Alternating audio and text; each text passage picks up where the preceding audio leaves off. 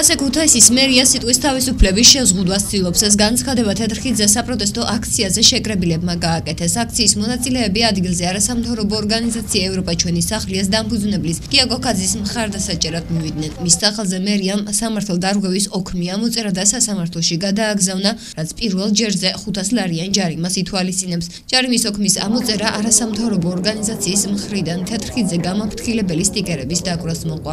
NGO-ს წევრები და მათი მხარდამჭერები ფაქტ სიტყვის თავისუფლების შეზღუდვა დაფასებენ. სტიკერები ხიდზე არასამთავრობო ორგანიზაციის წევრებმა 12 იანვარს დააკრეს. მათი თქმით, მხოლოდ იმ ადგილის შემოღობა, სადაც 2 კვირის წინ მინა და ზიან დასაკმარისი არ არის და მათ თეთრხიძე მინის საფარი სრული დაკეტვა მოითხოვეს. სტიკერებით ისინი მოსახლეობას აფრთხილებდნენ, რომ ხიდზე გადასვლა სახიფათოა.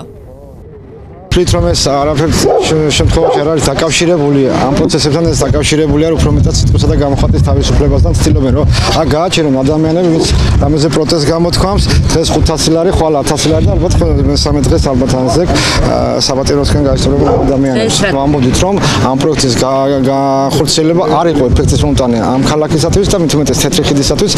ხედავთ რა სავალალო მდგომარეობაშიც იმყოფება ხიდი, არ არსებობს მიღება-ჩაბარების აქტია, არ არსებობს ექსპერტიზის დასკვნა და ხელების შვერა კონკრეტული კომპანიისგან ნიშნავს პასუხისმგებლობის არიდებას მერის მხრიდან, საკრებულოს თავმჯდომარედან. პასუხისმგებლები ისინი არიან ამ პროცესებში, რაც თეთრი ხიდის ირგვლივ ხდება. მინდა თქვა, რომ საქართველოს მოქალაქის მიერ დასახლებული პუნქტის ინფრასტრუქტურულ ობიექტებზე ამ ზომის სტიკერის გაკვრა არის აბსოლუტურად ლეგიტიმური უფლების, კონსტიტუციური უფლების, სიტყვისა და გამოყენების თავისუფლების, გამოხატვის თავისუფლების პრაქტიკული გამოყენება და ის არანაირად არ შეიძლება დაკვალიფიცირდეს საქართველოს რომელიმე კანონის მიერ, როგორც აკრძალული ქმედება და შესაბამისად ამ ქმედებისთვის დაჯარიმდეს ადამიანი. არის ქალაქის ადმინისტრაციის მცდელობა პირზე ლაგამი ამოსდოს იმ არასამთავრობო ორგანიზაციას და ამ ორგანიზაციის წევრებს, რომლებიც გამოირჩევიან თავისი ანტიკრიტიკული დამოკიდებულებით ქალაქის მერიის მიერ უხეიროდ გაკეთებული საქმეების მიმართ.